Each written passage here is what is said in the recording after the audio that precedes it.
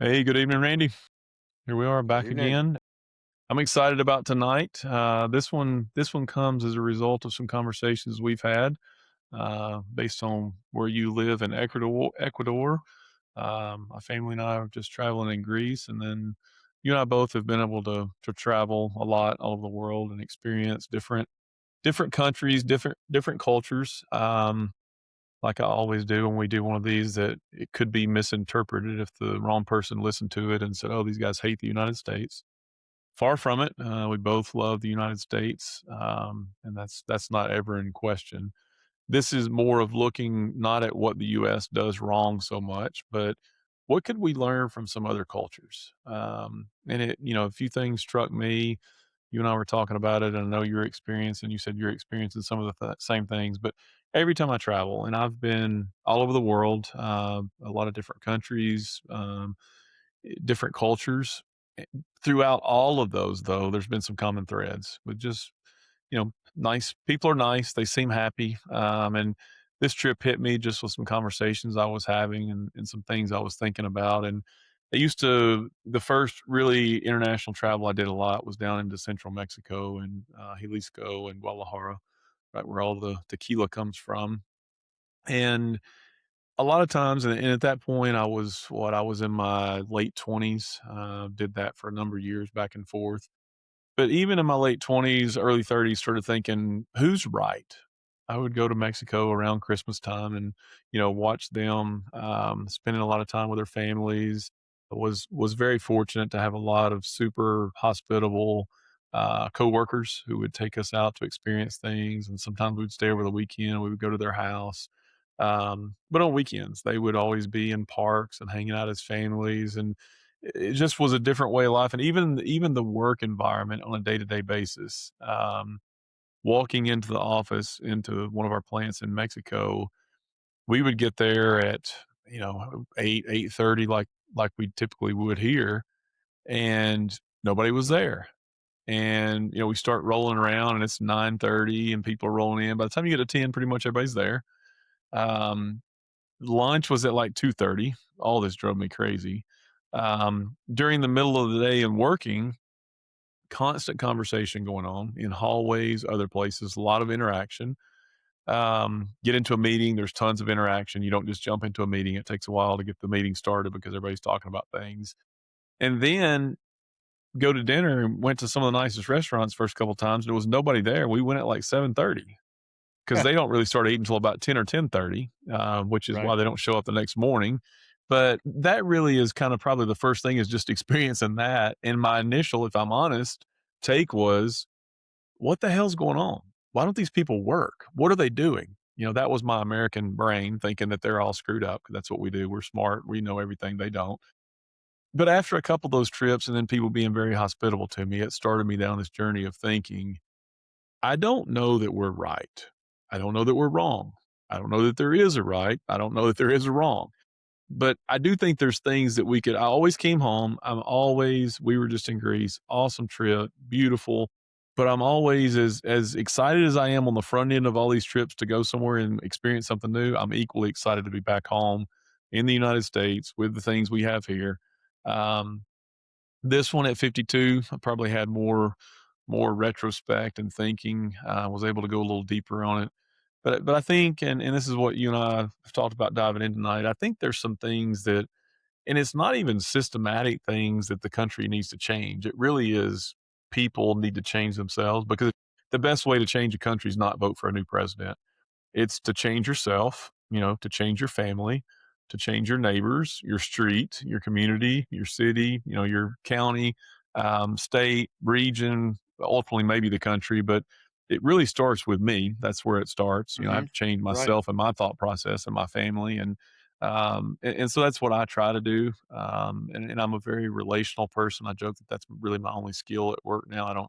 I'm a recovered engineer, so I'm still working on that, but I can't do any engineering stuff anymore. But the relationships are important to me, and I spend what some people would say is an inordinate amount of time, having lunches and drinks and different things, building relationships. But I think that's how business works if you do it well, because of trust. I brainstormed kind of my thoughts from various trips, and things that we might be able to glean. But we go into all these countries and we think, and it was a conversation I have over in Greece that kind of led me down this path. We always think, and you and I have talked about this when we talk about government and everything else, that we've got it all figured out and our way is the best way. Um, I don't know that that's the case. So curious your thoughts, and then we're gonna see what we might be able to learn from some other cultures that might make us a little happier. Right. Well, I'm glad that you started out by qualifying what we're talking about tonight with the statement that we're not anti-American. We're not we're not trying to put down our country, which we love very much. But we use a lot of phrases, a lot of terminology as Americans that, for example, if someone were to ask me, "Are you proud to be an American?" My answer would be no. Not because there's anything wrong with America, but because I have nothing to be proud of. I didn't create this country. I feel privileged to be an American. I know that a lot of what I have enjoyed in life, what I've accomplished in life, I won't say it was only possible in America, but in the United States, but I think it made the journey a lot easier than in some other areas of the world. Um, there are those who, say, well, is America the best country? I don't think you can answer that. What's the criteria? Um, it's kind of like the SEC saying that they are the best conference in football. Based on what? Well, because we have a much tougher in conference schedule. Says who? You have you've stated a fact that you believe is a fact anyway, that ours is the toughest conference. Therefore, if I have to play 9 games within my conference and I come through it, I've got to be better. Well, that's based on the criteria that you've established. The Big Ten would have tremendous disagreement because guess who won the last 3 national championships? So I think when we start talking about, is we are the best, we need to be careful. Um, we are, I think, those of us who were born into this country, who've been able to live in this country, uh, should feel very privileged and very thankful for that opportunity. But there are there are things that the United States has done, is attempting to do, which, while it may inure to the benefit of the U.S., doesn't necessarily mean that it inures to the benefit of the rest of the world. And then I think we have a tendency, just like a helicopter dad who is convinced that his kid should be the starting pitcher on the little league team because he's obviously better than the guys that are rolling out there. I think uh, we get confused by our love for our country, for our desire for the best of our country, and the fact that we simply believe the concept of winning is very strong in our country, and so we have to have the best country, otherwise we don't win. And as Ricky Bobby would say, if you ain't first, you're last. And I think that has driven a lot of what concerns me. I think the most is that when we misread uh, the position of our country in the world, we have a real danger of overlooking some of our flaws. I did a little bit of research on this, even though most of what I have to share tonight is really just personal opinion from my personal experience.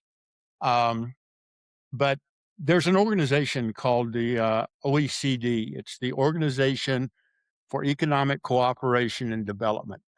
It grew out of what was called the OEEC, which was the organization created right after the Second World War to initiate the Marshall Plan to rebuild Europe. And the idea was to bring all of these nations' leaders together and try to determine sound economic policy, um, to try to help in the rebuilding to make sure that it was sustainable over the long haul, this sort of thing. And then in the early 1960s, it spread from beyond Europe and into the United States and Asia and many other countries. There right now are 38 countries that are involved in this organization. I didn't know it existed, quite honestly. Um, and It has now kind of evolved. It's still attempting to do the same thing, to spread some new concepts from the standpoint of economic growth. Um, the biggest thing that they do is they attempt to determine tax policy among nations when you have foreign investment into your country. How should the tax structure be devised, that sort of thing. But the biggest thing that they do is they keep impeccable records, just stats, just statistics. And they use that to help supposedly frame some of these economic policies and ideas and recommendations. And China is a part of it, and Russia is a part of it. This is not just Europeans and Americans. But looking at their stats, there are some things, and I don't think this is going to really surprise you. And I do know that a lot of times we get defensive when statistics that are given to us seem to point to the idea that maybe we're not doing as well as we think we are. So we start pointing fingers at the source of the stats and that sort of thing. Well, this particular organization does not determine policy. They do make some recommendations as it relates to taxation, as it relates to economic growth. But basically, they keep these stats. These are some things I'm not trying to judge them one way or the other, but some stats I think we need to be aware of. Um, and again, I don't think most of these are going to surprise us. When it comes to, and we're talking about now 38 nations that are considered the high income developed nations of the world. Okay. Um, Homicides. The US gun homicide rate is 25 times higher than the average of the other 37 countries. Uh, Firearm related suicides in the United States is 8 times higher than among these peer nations. The US is the only high income nation where civilian owned firearms outnumber the total civilian population. Now, I'm not trying to make any statement. These are just stats. That's all. When it comes to incarceration, now this surprised me. The U.S. has approximately 5% of the world's population, but holds almost 25% of the world's incarcerated people. We could U.S. incarceration rate is roughly 580 per 100,000 residents. Massachusetts, which is the US state with the lowest rate of incarceration, still locks up people at a higher rate than Iran or Colombia. they kill them there. They don't lock Um, them up. when it comes to healthcare, the US spends about $14,885 per person annually on healthcare. That's 17 to 18% of GDP, which is twice the average of these other 37 nations. In spite of that, the average US life expectancy is 79 years, which is 3 years shorter than the average of the other 37 nations. Um, we have among these 38 nations the highest rate of relative poverty and the fourth highest rate of income inequality. We have the highest rate of child poverty among these nations. Now, you can point out there are a lot of nations that are a lot worse. We're just talking about these 38 nations. The relative social mobility, which is the ability of a child born into poverty moving into a higher income bracket, is considerably lower in the US than these other 37 nations. And then coming from the Pew Institute, which is one of the very few research institutes that I actually believe has some credibility because they don't develop policy, they simply do studies. But according to their research, Americans themselves believe that the United States now has stronger internal racial, ethnic, and political conflicts than you find in other countries. And the majority of Americans, about 60%, state that people within the country can no longer seem to agree on basic objective facts, which creates this landscape of social mistrust and that sort of thing. And then when uh, in talking about the studies being done by the Pew Research Institute, they have created what they call the Human Freedom Index, and this is kind of coming right after our talk about libertarianism and their uh, almost singular focus on individual liberty. Um, the Human Freedom Index from 2025 that the Pew Institute put together, which rates which countries in the world place the greatest emphasis on individual human freedoms. And just real quickly, number one is Switzerland, number two is Denmark, three is New Zealand, four is Ireland, five is Luxembourg, six is Estonia, seven is Finland, eight is the Czech Republic, ninth is the Netherlands, 10th is Australia, 11th is Iceland, 12th is Canada, 13th is Sweden, 14th is Taiwan, and the US comes in at 15th based on the metrics that they have used. Okay. And again, we can argue the metrics. I understand that. Um, then they also made a determination as to religious freedom because, we just recently hit the July 4th holiday here and the 250th anniversary of the birth of our nation. And pastors across the country, and I not only go to church here regularly, but we tune in to two or three other church broadcasts, one of which is from our church in Huntsville, Alabama. And one of the things you hear around the 4th of July is the appreciation and thanksgiving to God for the freedoms that we have to worship in the United States. And it's always pointed out that there are many nations, many areas of the world where they do not have that freedom. And I don't disagree with that. But in looking at, again, this was the Pew Institute looking at not only the freedoms that the government allows for religion, for freedom of religion, but also how much societal pressure may be placed upon certain religions within the confines of a particular country. And that's how they determined what were the most religiously free countries in the world. And in their top five, Japan was number one, Brazil number two, the Philippines number three, the United States number four, and South Africa number five. So I simply throw those out to make certain that we don't get too free with our praise of how perfect our nation is. Now, I'm still inclined to tell you that it's still better than anything else out there, in spite of all the issues that we have, in spite of all of the problems that we may have in our country. I think for far too long we've labored under the delusion that we've got it all figured out, and that every decision we make as a country is correct, and if it's not correct, it's better than anybody else's decision. And I'm not certain that I necessarily buy into that.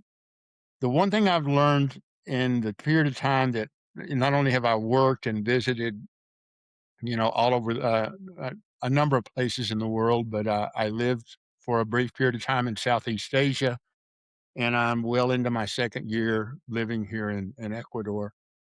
And one of the things that I've uncovered, Carl, is that uh, people are people, and they're very much the same. When you get away from the politics, you get away from the newscasts, and you just get out among the people. You find out that they care about their families.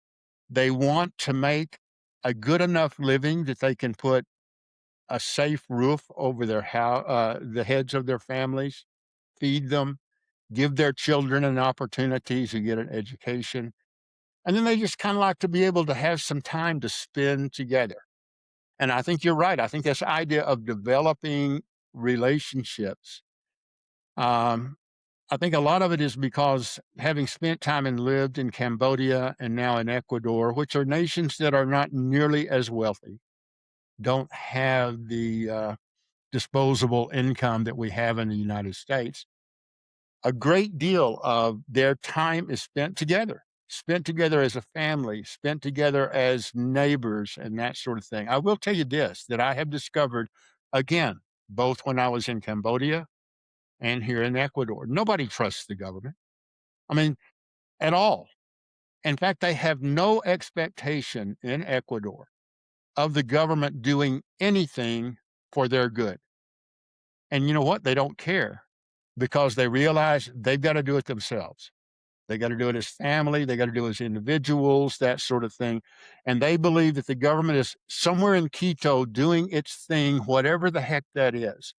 What they Probably pretty have healthy. learned here It's is probably a that if you get healthy a take. yeah, I think so. And the one thing that, and I think we talked about this in a previous podcast, there have been four major initiatives, actually five. I just thought of a fifth one that have taken place in the 18 months that we have been here, in which the government made some decisions, because quite often the government does make those decisions without checking with the populace.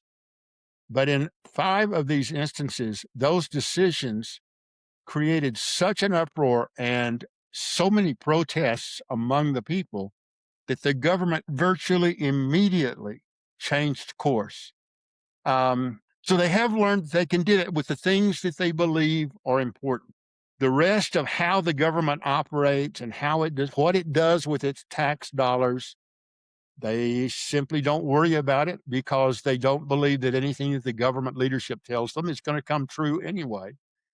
And I'm not suggesting that that's the approach we should take in the United States, but I do think that there's a level of frustration among the populace that believes that may indeed be the case. I have no doubt that is what ushered in Donald Trump's Yeah, success yeah, in his first election.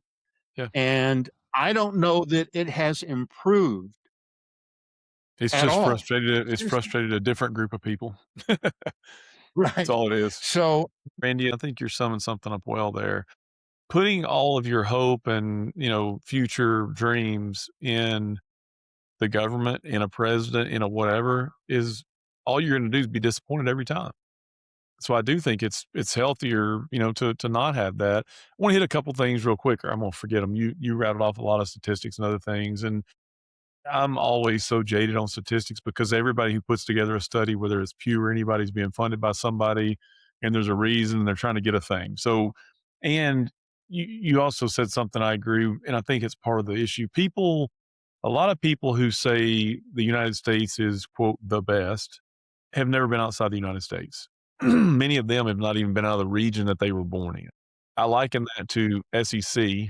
We'll say Alabama, just it's fun to pick on them fans who only watch, um, they only watch Alabama games.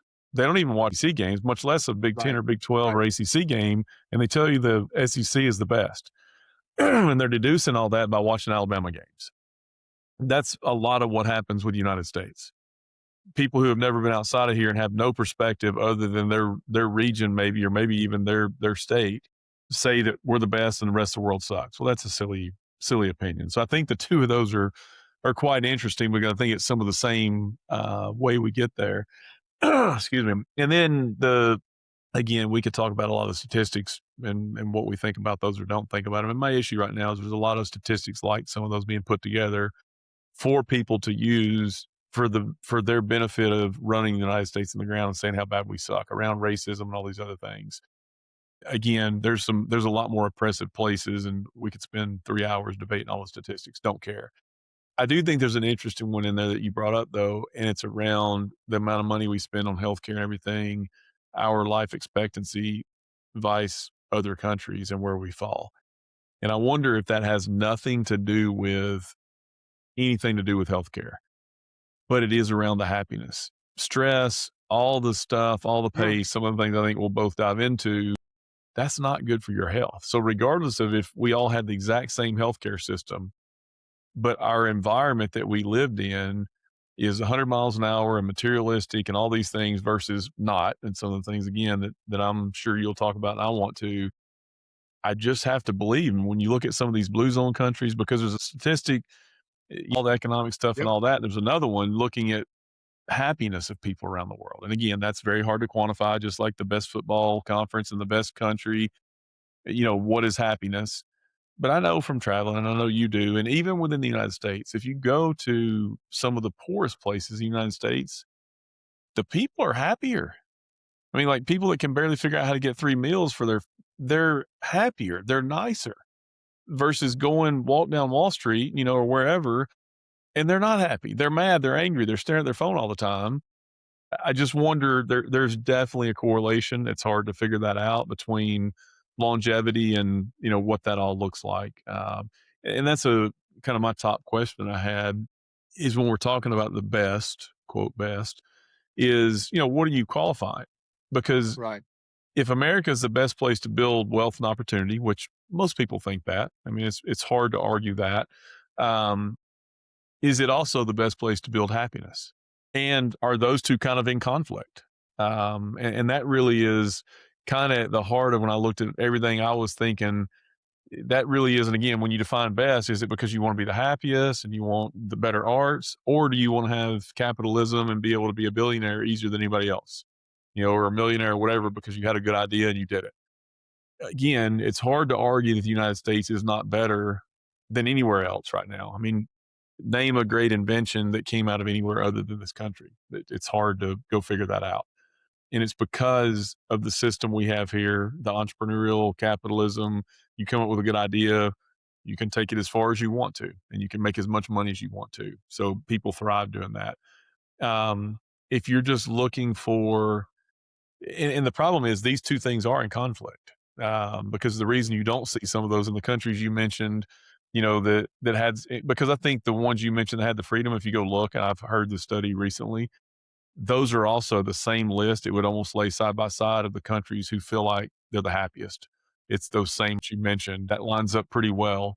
Um, and I think again, those two are somewhat in conflict. The materialism, the capitalism, the drive, got to work 12 hours a day versus what I was describing in our plants in Right. Mexico. I mean, we were in the same company in two different countries doing the same things, and we went about it two totally different ways. And we were both successful, and so, but when you walk away, it's like, who's happier? And it really comes down to when you start looking at what is life, and that's where again, I didn't think about this a lot when I was 28 versus 52.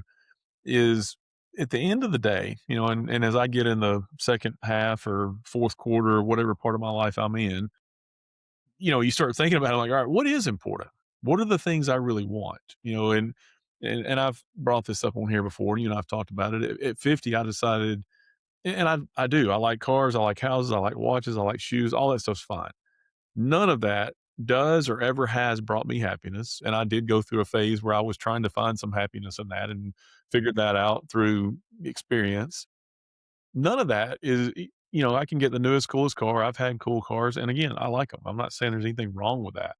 What bothers me though is that people are searching for things in that and they will never find what they're looking for versus experiences and just spending time with family, with friends. Those are the things that when you're in your last days, weeks, months, years, that those are what's with you. I mean, when you're laying there and you're, in your last week, it's like that's the thing that's fun. And so that's kind of it's where it actually gets to where it almost bothers me because I watch people that I care about run this race and I know how it feels and what it looks like. And ultimately, the ultimate source of, contentment is really the word that Dave Ramsey's whole thing's built. Be happy with what you have. Don't go finance everything to get things you don't need. But it's not even happiness because the pursuit of happiness, I love the movie, great movie with Eddie Murphy, by the way. But I think the pursuit of happiness is also what a lot of people are looking for. And I think that's a miserable pursuit. It really is the pursuit of being content. And I think that true source of content only comes from a relationship with Jesus Christ. And so when you short that, all these other things fill in, it becomes a miserable race. But I think when we really sit down and say, okay, what are we talking about with what could we do better as a country? I think becoming more entrepreneurial, being able to create wealth, we've mastered that. But how could we mix in, and this, it's on our atrium wall in 8 foot, circle of the balance of life and our will of life that we have at work. And I'm very passionate about it. Um, it's becoming more and more prominent. The more people we hire, the more people say how much it means to them when they see it on the website. They walk in and see it in our atrium is, truly balance. And that's faith, family, friends, finances, future, all of our F's. We were able to come up with all F's in doing all of those. And again, that doesn't mean that finances isn't important.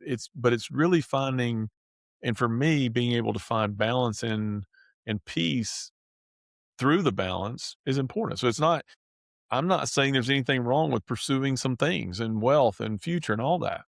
But at the cost of spending time with your family and your kids and missing your kids growing up and not spending time with your neighbors and friends, that seems like to me when you're in the last hours of your life, you look back with regrets and say, I don't know that that was the best thing I could do. And I've experienced people saying that, they miss their kids growing up because they did whatever.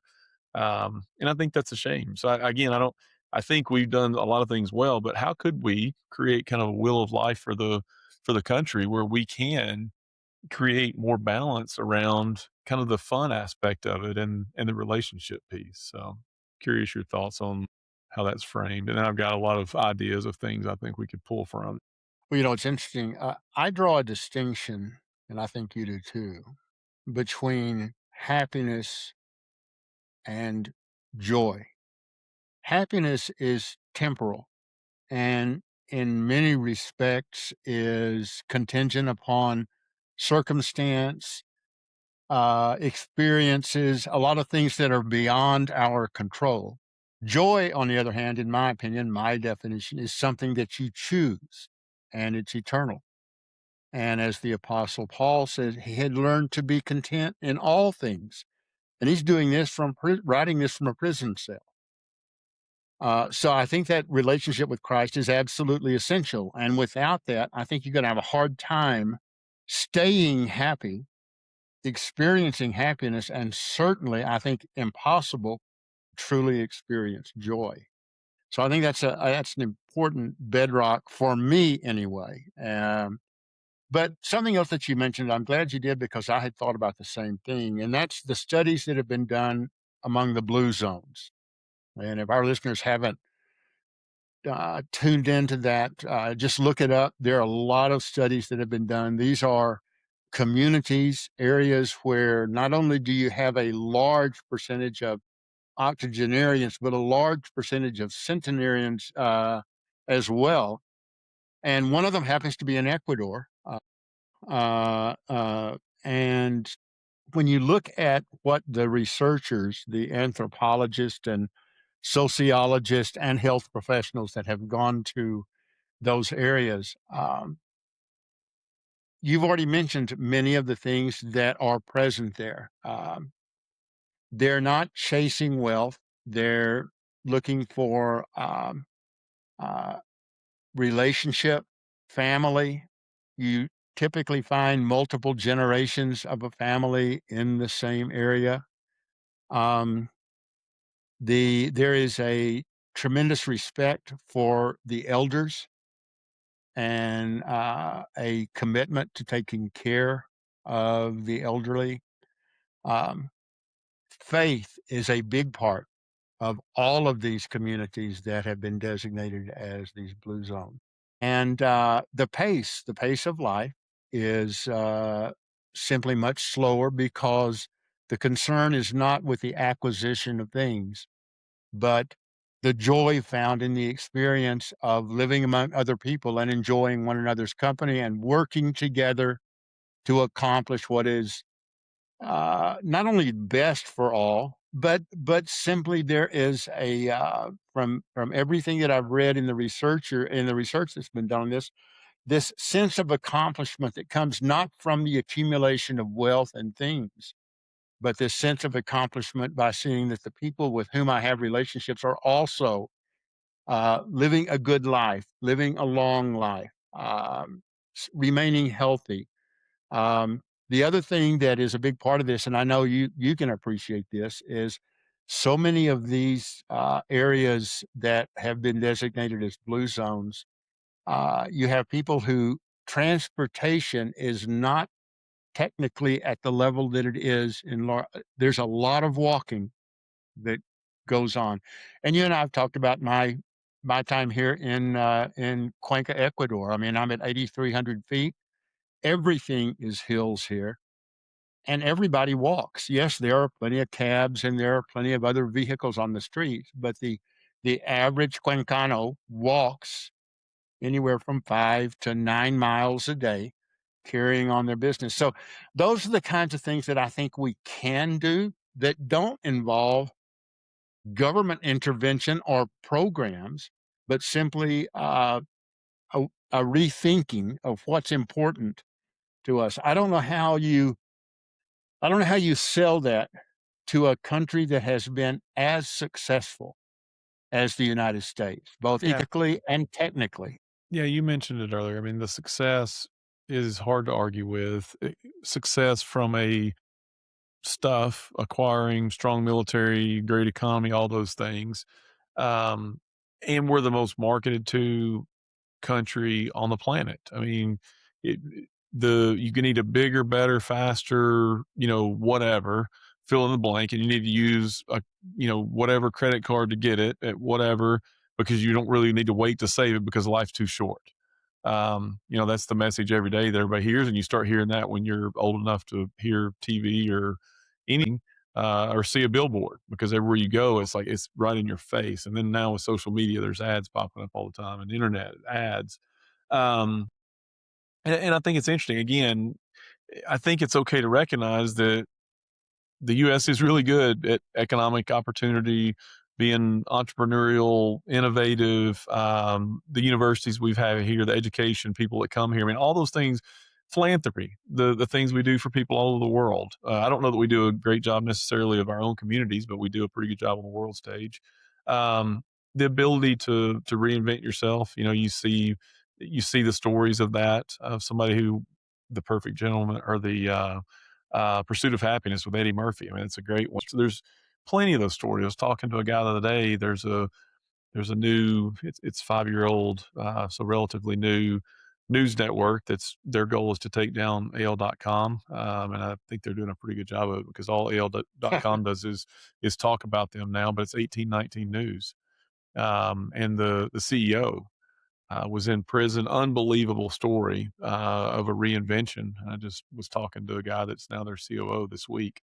So it happens, and I think it's easy to do that here. We don't have a caste system. It doesn't matter who your family was. It doesn't matter if you're in prison. If you've got a good idea and you're willing to work, you can do something. So all that's good. I think the interesting thing, though, there is a difference in success and contentment. And that really is, and it's where I would love to see some of it added in. And again, it's not going to come from a TV commercial. It's going to come, my opinion, from people like you and I living our life in a way that we always point to Christ, but also that we're able to travel. And we tell people this because everybody's not able to travel. So you come home and everybody wants to know how it was. How was Greece? And even if they've been all over the world, you go to a different country, they want to know how it was. And I think us talking about that in a way that doesn't make it like, oh, I want to move to Greece and sell everything because it's better than here, because that's not the way I feel. I want to go back to Greece. I want to visit more of Europe. I still want to live here. Um, but I think the things I picked up on this, and I kind of made a list of some things, is most people in the US are in a hurry. People in Greece and other places are not. They don't just go to a cafe to get a coffee and leave. It's not Starbucks where everybody's running around. Um, you spend 2 hours there talking, it looks like. Uh, Dinner's not just to eat. That's a long event. You have to go find somebody eventually to get the check to pay it, because they're not trying to rush you out. They're not all working for a bunch of tips. So it's not about turning tables. It's an experience.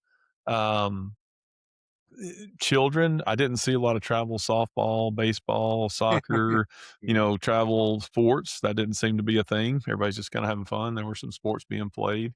Um, eh, I think it's interesting, and you brought this up earlier, the blue zones, but older people, when I walked around, the different islands and not Athens is a big city, but the 2 islands specifically and kind of the port areas, you didn't see all old people or young people, and the thing that was cool, we're walking through all the whitewashed, alleys and shops, and they're cool, and they got these tree plant things growing up, and some beautiful photography that to be done. But the thing that it struck me after we walked through those alleys for a while, and keep walking around, just how cool it was, so clean. And then we stopped into this one little bar slash coffee shop to have a drink, and we started talking to this girl. She was from Athens, followed a friend there, and she's going to keep going to different islands. And I love just to understand, how did you get here? I always start, where are you from? And they'll tell you where they're from and how they got there. Um, but then you start looking at a lot of the little stores and shops, and there's really nice jewelry shops, really nice clothing stores, and then there's knickknack places, and then there's all kinds of different things you can think of. And it was funny because if nobody was in the store, they're either sitting on the steps or on a stool or standing there, and they're all talking to each other because the alleyway is not a car, it's a walkway alleyway. So it's about 15 feet wide, 20 feet wide at most. And they're all sitting there talking. I don't know what the heck they're saying. I don't speak Greek, but they're all laughing. Their body language says that they're happy. They're cutting up, and they're all outside because they smoke, and they probably don't want to smoke in their store. So about 9 out of 10 people seem to smoke, but they're all outside just enjoying it. And they all live, you can tell their residence is above them. So Right. everything they have is very evident. They have this store, and Right. that's their Yeah. residence. That's their life. Um, and I've seen it other places. It was just very prominent in Greece. You go in certain areas, but each of the islands was exactly the same. You saw that in the port cities. That's how it was set up. And I'm just watching that, and I look at typical Americans, and we're in pursuit of stuff. And it's funny that I've heard this made fun of before. We work really hard in a job we hate to acquire a bunch of stuff and get a bigger house so that one day we can get a job we like. Ultimately, we can quit our job so that we can get a smaller house and get rid of a bunch of the stuff we have. And it's like, Yeah. I think figured out how to hijack that whole middle part of, Right. working a job you hate that sucks, it's miserable, to acquire more stuff, to get a bigger house, to put more stuff in, only later to finally downsize to have a reasonable sized house and get a job you like or ultimately quit. And it's like they figured out how to hijack the whole middle part of the rat race, because you look at it and there's a difference in simple and hard. And I've had this conversation with some friends of mine. One of them's a Navy SEAL. We were on a hike, and we were talking about hard versus simple. He was talking about being deployed, and we were comparing some of the stuff we were doing to the hike. The hike we did was very hard, but it was simple. We had to wake up every day, pack our stuff up, put it on our back, walk all day for 10 hours or whatever we're going to do. Then we're going to get to build a fire. Maybe at least we're going to sit around the camp. We're going to eat, set our tent up, get ready to sleep. That's our day every day for 7 days. And he's like, that was like being deployed. It was hard. People were shooting at us. That part wasn't good, but you're hanging out with people you like. The mission's very simple. And I think about just the pace of life and what they were doing. And a takeaway that I had, and it gets into we've talked a lot about it. I've mentioned it at least 4 or 5 times on this podcast, of the hard times create tough men, easy times, weak men, hard times. And I look at the things we complain about in this country, and it is the most ridiculous little things. Joe Rogan says it all the time. The hardest thing you've ever experienced in your life is the hardest thing. If you've never had a flat tire and you've lived an easy life and you're going to work and you have a flat tire, that might be the hardest thing you've ever experienced in your life. And I was thinking about that in Greece. I mean, I look at how they're getting around, how they're working. They're walking a lot of places. There's cars, but they're little bitty cars. There's tons of scooters and tons of mopeds and motorcycles. We drove vans and like transit vans in both places and had the biggest vehicle anywhere we were because we had so many people and luggage. But nothing they do, just like on a day to day basis, is easy. Just getting from place to place, the things they're doing, their work is harder, because they are doing more manual type labor than they are. There's not office buildings with banks and stuff on these islands. They're all just working and they're doing stuff. And there's farms and there's cows and there's It's more like we were back in the, 1920s and 30s is what it feels like, but yet they're happy. And I look at it and it is funny doing hard things, makes you appreciate they don't have a lot of air conditioning. Air conditioning is pretty rare. It does exist because it's still 82, 3, 4, 5 degrees, but they're usually small units, like in a couple rooms. You're not air conditioning whole houses. You go into a restaurant, it's not all air conditioned. They got fans. Just those little things. Like we got, if it's not 71.5 degrees, we're pissed off because it's too hot. In a restaurant, we're complaining about it. It's just the things that you look at them doing, it's harder. Come back here, everything's easy, we're soft, but we complain all the time. And I do think there's a correlation between all of that, doing hard things, you're tired, you sleep well because you're tired from working all day. So you sleep, get a good night's sleep. You're not worried about all the crazy stuff you saw on social media because they don't care. They're not, every one of them doesn't have a phone in their hand. The tourists, you can tell, do. But all these people I'm talking about, it's interesting. If you did the exact same thing in the United States and had the exact same setup with these whitewashed buildings and businesses and residences, and you took a bunch of us and put us there, everybody would have a phone in their hand. And it was Yeah. it was something I took note of the Greeks who lived there and worked there, and they were there, not just tourists. They weren't doing that. They're all chatting and hanging out, and they had a phone. They might look at it, but it wasn't like this mindless sitting there staring at it like the tourists were. And I just think there is a correlation between doing the hard things, the level of happiness, the simplicity of their life. They didn't all have lake houses and beach houses, and you could tell that's kind of the stuff they had. They didn't have a lot to worry about. It was just intriguing to me. That was in Greece. I will say, I mean, I've been to a lot of other cultures and different things, and Greece was the most because it was also island time. We showed up to get the first rental van. Walked back, the guy's like, "Yeah, my coworker's back there. Go see him. He'll do a thing." And go back there. He's like, "Oh yeah, yeah, you're good at the van. It's back here. I'll be back in 5 minutes." And I didn't think about it. We're on an island, so about 35 minutes later, he came back with a van. It was clean. Yeah, So I right. figured out pretty quickly we were living on island time, and there wasn't a big hurry. Even the ferries, the planes. When we were getting on the plane to go back to Athens, the two girls sitting there checking in bags and all that stuff. They're getting phone calls. They're doing stuff. They're talking to people. Guy comes over and it it was funny because some people were getting frustrated. I'm like, they're going to do what they're going to do, and this dang plane's going to take off. There's only going to be one flight here for the next little while. Right. Yeah, we're supposed to take off at 1:40, but I think it was like 2:30. And it's like, what are you going to do? It's they're just Right. nobody was too mad about it. It worked. We made it back to Athens. I just think in all of that, there's a lot we could learn about what's important. I think we've got it way too easy. I don't want to give up air conditioning. I like ice in my drinks. I'm not going to advocate for turning off my air conditioning in the summer, but I think there's something in all that where we've progressed to this easy, soft state of life, driving around in our cool, soundproof cars and yelling at each other. That I don't know. And the big thing, like many of our podcasts, I don't know how to unwind it.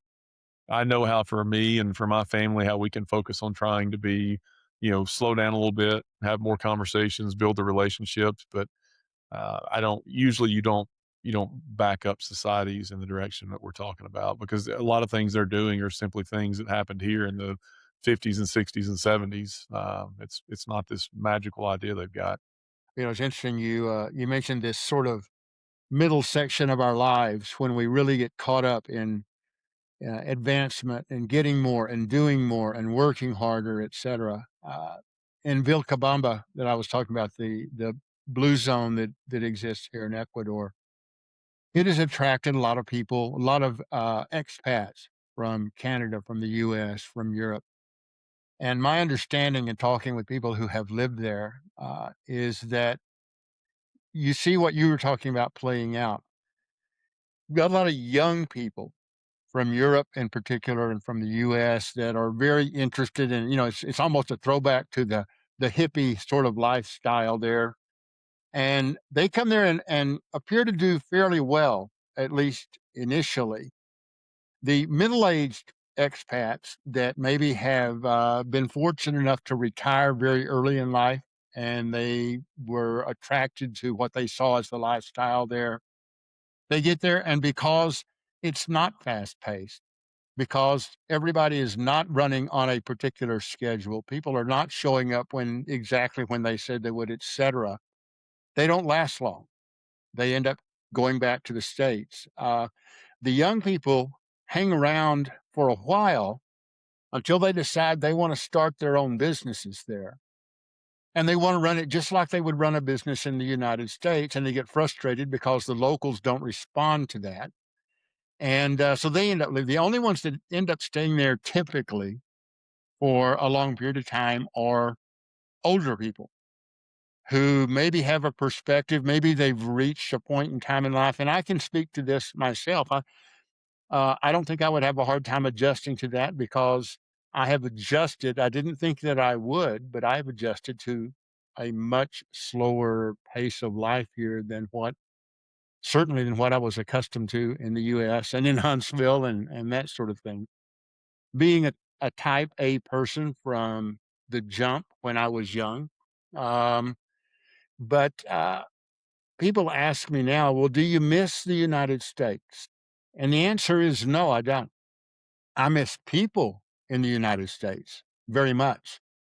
But Kay and I were talking about this today, and I said, if you stop it for a moment and think, I said, what is it that you could do or get or whatever in the US that is so important and that you can't get here? And we couldn't come up with anything. Our healthcare is very good here. Um, you have food, you have uh, a decent infrastructure, good enough for what you need.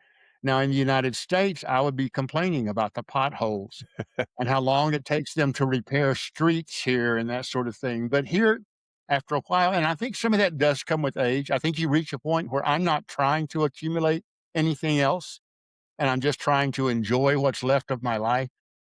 If we could find a way to pick up at least some of that attitude when we're in our 20s, rather than when we're in our 70s, it might be beneficial to us. But I'm in agreement with you. I think that, not only do we expect everything to be fast paced and immediate in the US and give us what we want and give it to us now and make it convenient for us to acquire it. And it's because we've been able to do it. Quite honestly, the US has done that. And so we've become a little bit spoiled. Yeah. And so there are so many things that the US is better than any other nation in the world at doing. But I think you raised the right question. You almost reach a point where you say, "So what?" In the broad scheme of human existence and in eternity, what does it matter? And I Well, I think agree we're with you. I seeing think some of it that here, and I'm curious to see. It'll take time, and then maybe it's after I'm gone. I think it's no different than the politics we've talked about. Usually, the pendulum overcorrects. There's not a oh, it went here, go back here. And you see it now with some of the 20-something-year-olds that probably watched their parents go through the whole scenario that I went through, mentioning of work hard, 12 hours a day, didn't see anything that they did growing up, missed their childhood to get a bigger house so they could fight about money, get a divorce, or maybe not get a divorce, 50% either way, only to figure out how to calm down and sell things and downsize. That I think they've become pretty jaded. And I think you do see some of the 20-something-year-olds now that I think it's multiple problems. I think there's a push to have people not be able to own a home. I think homes are almost too expensive to have a home. But I think even before some of that was happening, you saw it where, and I've heard several people talking about it on podcasts, like, I don't want a house. Because if I have a house, it's harder for me to move. If I don't have a house, I just got an apartment, I can move across the country. And it seems like, and again, it's just a small subset of people I've heard, but I've perceived it and I've heard other people talking about it, where some of the 20-something-year-olds right now are like, they don't really wanna be encumbered with a bunch of stuff. They are excited about experiences. Then what's funny is people that are my age, in the 50s, still trying to accumulate their last bit of stuff so they can figure out how to get rid of it for the rest of their life. Um, we're all complaining because the 20-something-year-olds are lazy and don't wanna work. So it's yeah. it's hilarious. It's like, maybe they're not. Maybe they actually figured out a few things. And I think the problem is pointing out, things are cheap in Greece, they're cheap in Italy, cheap in some of these places. we got to be careful because you also got to point out the problem with economic development's a train wreck in some of these places.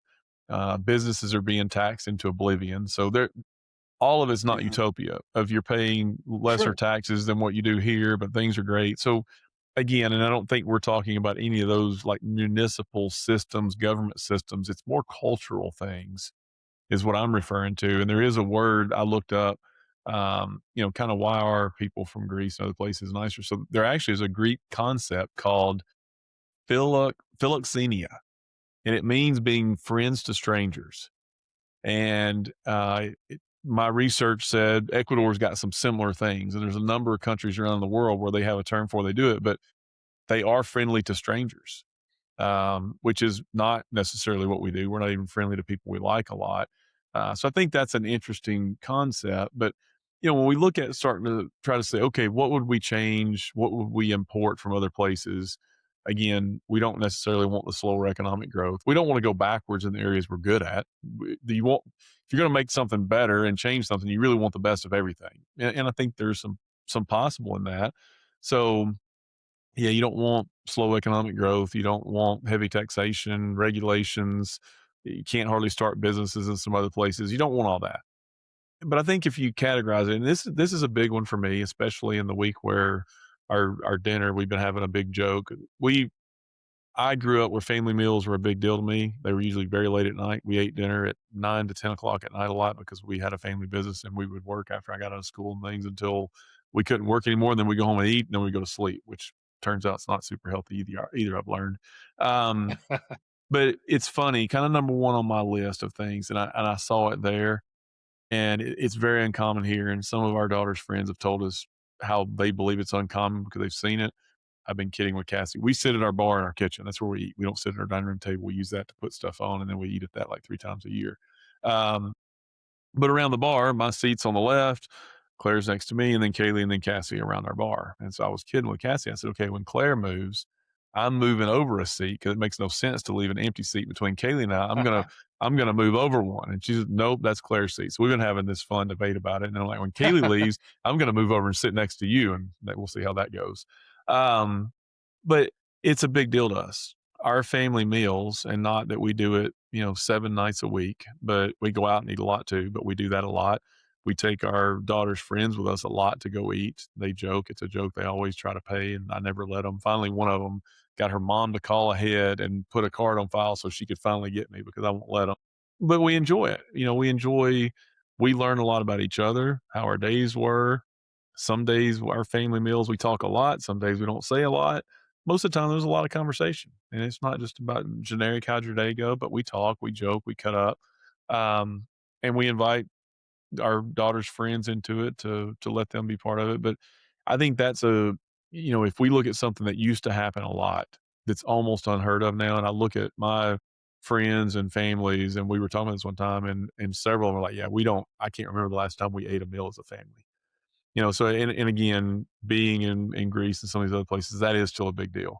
And part of it is family still around each other. So family meal. We used to go when my dad was alive before he got sick, and really all the way up until probably a year before he passed away, we still would do it, maybe even less. Is my mom would cook every Sunday night. And Cassie and I used to do it just us. And then we did it with Claire, and then all four of us went out. We would go out every Sunday night. It's 15 minutes from our house to mom and dad's house and eat dinner with them, and that was awesome. So that extended, family, a lot of people don't have that because you moved away, and the wisdom you can get from that and having my daughters be around them, so protecting family dinner, that would be cool to do some of that. Um, Taking vacations and doing it without debt and without guilt, and it's kind of the wheel of life at work where you do go experience other things and cultures to slow down and not where you're checking your phone all the time and it's a constant thing, but be present. I say it a lot and it's cliche, but be where your feet are, and so give everything that's in front of you, give that 100%. And I think you mentioned it earlier in Ecuador, and it's something that I notice more there and other places, is how we build cities and we sprawl here because we've all got cars, and then it is easy to travel. So family units are broken apart. In some cultures, you got 3 generations living in a house, not just in a community. but building cities more around the people, families, rather than just spreading it out around work, and we've built our entire structure of our cities around what we do for work. That's where we live because of where we Mhm. work. So when we look at that, it really shouldn't be shocking to us that it's so much materialism and all that, because our whole life is kind of centered around you go to school, get a good GPA, so you can go to college to get a good job, and then you got to live by your job. It ends up becoming such a big piece of it. I think experiences over possessions. I talked about that for me, and I think these last two for me are pretty big. I used to love it. I would go talk. I didn't my grandmothers, were awesome, but I didn't have grandfathers that were present in my life. But I had a older neighbor who I loved. He ran greenhouses, had chickens, cows, and I used to love to go up and sit and talk to him. And I still do love talking. I'm getting older, but still it takes me older people to get to talk to old people now because I'm getting to be an older person. But sitting down and talking to somebody that's 90, or 87 or 100, just the experiences and valuing that more instead of saying, "Oh, you're stupid, you don't know anything." Truly respecting elders and not just being nice to them and holding the door and saying, "Yes, sir, no, sir, yes, ma'am, no, ma'am," but valuing their wisdom. I mean, they've lived stuff that can help, and so really listening to their experiences and learning from what we've been joking about of, you go through this rat race of get everything so you can ultimately sell it all and downsize. They would probably all tell you that's stupid. So maybe we should listen a little bit. Um, and I think this last one, I didn't ask anybody there, and I know that our names, specifically our last names over history, have a lot to do with what you do. So I don't think this is a problem that just started in the U.S. in the last 25 years. Because shoemaker came from somebody who made shoes. That's kind of how all that worked. But I do think it was just a way of identifying. I don't think it was necessarily their identity. I think it was their name. I don't think they were necessarily that's who they were in total. I think today, and this is a big problem, and I've tried my whole career to do this, and I think I've done a pretty good job of it, and am probably the best at it now, ironically, with the quote coolest title I've ever had, um, is my identity. It helps me in business too because unless you do something to attack my team personally, it's not personal to me. It's personal in that I love people. I love what I'm doing. So that part of it's personal. But if you say something or you separate me, or, if I get fired now, it's a really bad day. I would have to fire myself. But prior to this, even if I got fired, it's not a personal thing to me. It's professional. And it's kind of like the mob, it's not personal, it's just business. But in the United States, and I've never seen another culture like this that I've been a part of, when we're asked if you're at church or you're at a ball game or whatever, "Hey, this is my buddy so and so." "Yeah, hey John, what do you do?" Within 30 seconds, maybe 15, that's the first thing that comes out of your mouth. And so our identity is so wrapped up in what we do, and the reason you're asking that is you're already sizing the person up. You're a doctor, cool, you must have a bunch of stuff. I mean, you can just see how the subconscious is working to quickly get to how much stuff do you have? You might as well just say, "What do you make a year?" Because it's just hilarious how we start sizing each other up instead of saying, "Hey, who are you?" Yeah, and no, and I've said this for a long time. I am a follower of Jesus. I am a husband to Cassie. I'm a father to Claire. I'm a father to Kaylee. That's the biggest parts of my identity and the reason I believe I'm on this planet. And I'm here to glorify God. What do I do? Oh yeah, I do this thing. And I'm good at it. I love it. It's awesome. It is a big part of my life, but it's not my identity. If you take it away from me, I'm still all those other things. I'll just have to find something different to do.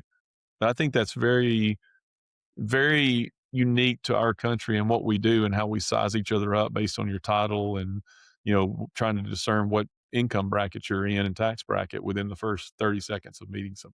Well, it's interesting. You've emphasized something in a variety of ways this entire evening. And it's something, of course, because I know you and I've worked with you and I've seen you that I know is important to you. And that is, you know, everything is really starts with relationship. For me, I think for you also, it starts with a relationship with Christ, and it that spills over and guides our relationship with others, our relationship with our family members, our relationship with our coworkers, our relationship with our neighbors. We should be developing deep, meaningful relationships with people. If we do that, we will find our joy in that relationship with Christ and that relationship with people.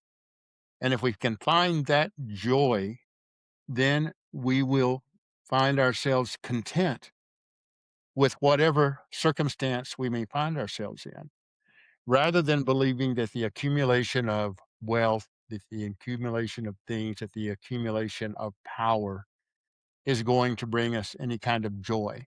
Well, something you It said might earlier, bring Randy, some and temporary, well, something you said it might earlier, I bring think some is im temporary happiness. That's it, yeah, something you and said earlier I think is very important is contentment and joy is a choice. So it's not like yes, something you're gonna find. And right, so that's where when we talk about changing ourselves and changing a community and all that, it's not gonna be this existential experience that you're gonna have that's gonna make it happen. It's you wake up every day, and some days suck.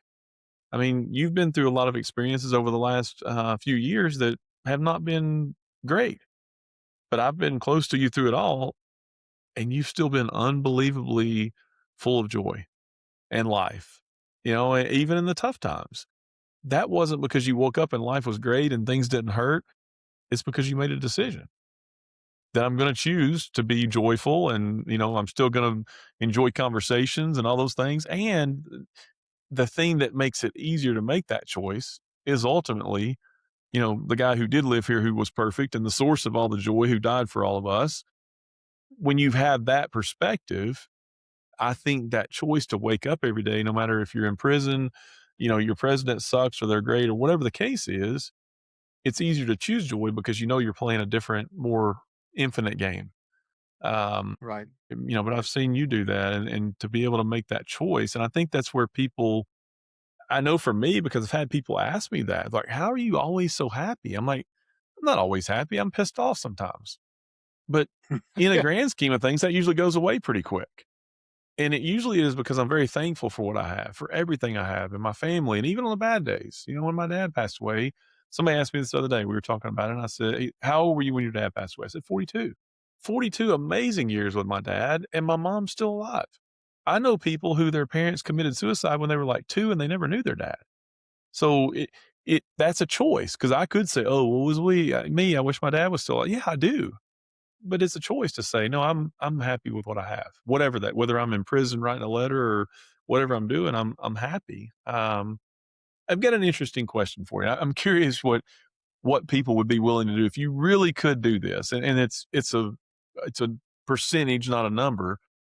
But if you asked and you could guarantee that this would happen, Americans who most of them are living paycheck to paycheck, and that got exposed during COVID, and you kind of hope that would not continue on, but unfortunately, it probably has. Um, if you could give up 20% of your pay to gain 20% happiness, would you do it? And it would be interesting to know what people would say. And we could replace happier with joyful and truly being content. But that feeling where life's pretty good. I woke up and things feel pretty comfortable today. I wonder what people would do. I don't know that in this country right now people would trade that. I think that's a good that's a good question, and that's a good point, and I think, again, those of us who have a relationship with Christ, I think it's a little easier for us to say, especially when we're talking about the joy that uh, yeah, I would do that in a heartbeat. But I will tell you that far too many people would say, my happiness and my joy comes from the money that I have. So if I gave up one, I would not gain the other, because they simply can't wrap their heads around the fact that joy and happiness can come from something other than an accumulation of things or power. And unfortunately, that's what we teach from a societal standpoint. I mean, why are we involved in wars all over the world? At the end of the day, it's about power, it's about land grabs, it's about expanding our own economic power, et cetera, et cetera. And our unhappiness is because of those people. And if we can just take them down and force them to adopt our economic system and government system, et cetera, then then they would be happy and we would be happier and this sort of thing. So again, you hit on it.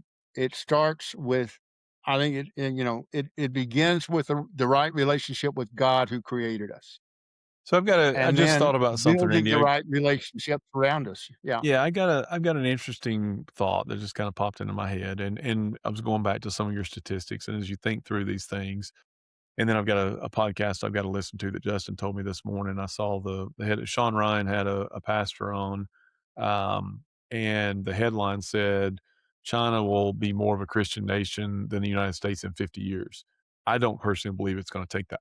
With some of the things I know that's going on in China and India and other places, they think we're the ones that are screwed up and are having a hard time based on how Christianity is growing.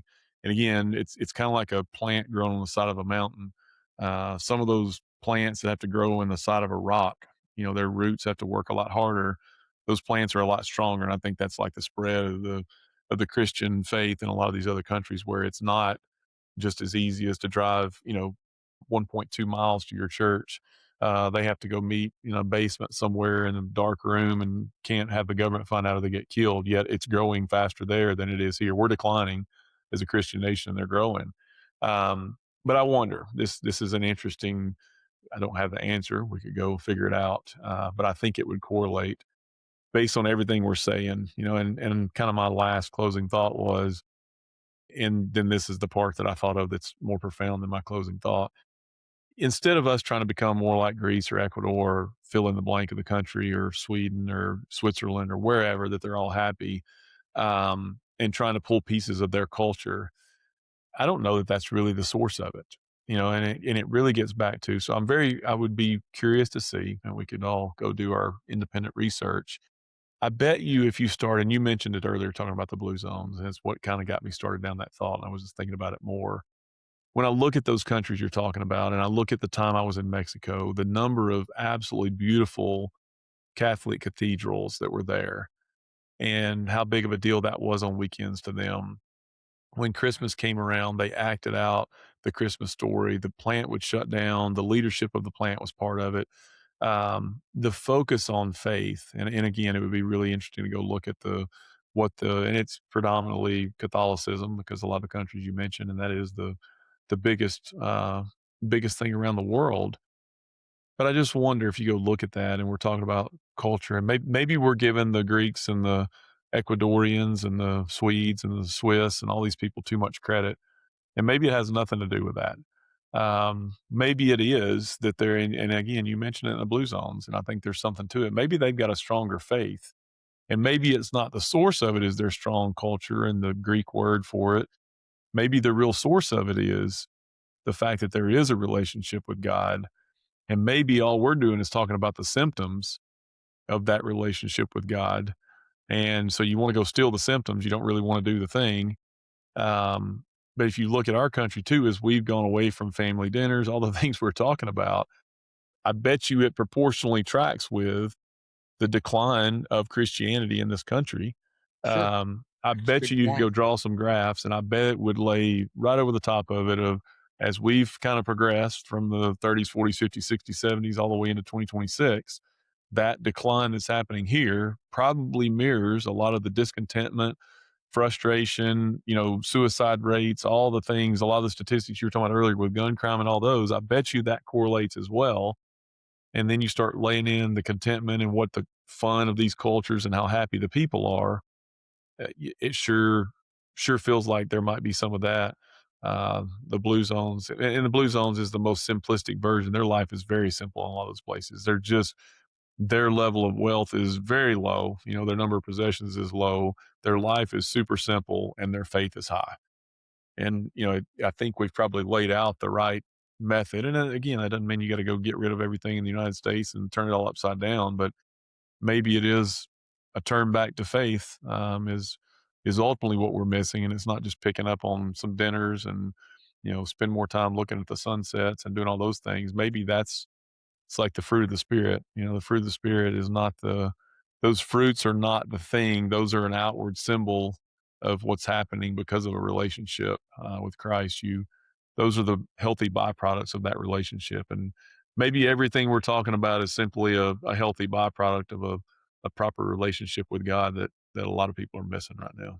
And, I'm glad you brought that up, and I had not thought about that, especially kinda laying that concept over an entire nation, but, Christ, is the vine, and we're supposed to be the branches. I think all too often we decide we can become the vine ourselves, which, completely destroys, that particular plan of God's. But, you know, you mentioned that, and I had not thought about that in the context of where I currently live, but I think I may have mentioned this to you before that, again, statistically, what we, are told is that South America is the most Catholic of all of the continents, and we are told that Ecuador is the most Catholic of all of the countries in South America, and that Cuenca is the most Catholic of all of the cities Wow. in Ecuador. And if you saw the number of cathedrals that we have in our little city of 650,000, you'd believe that.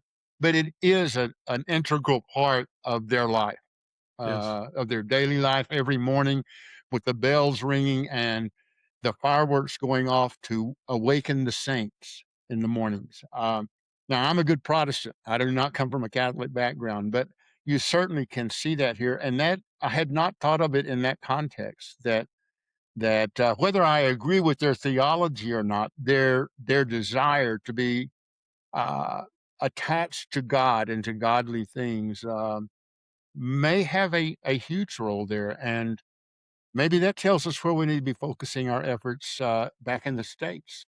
Yeah.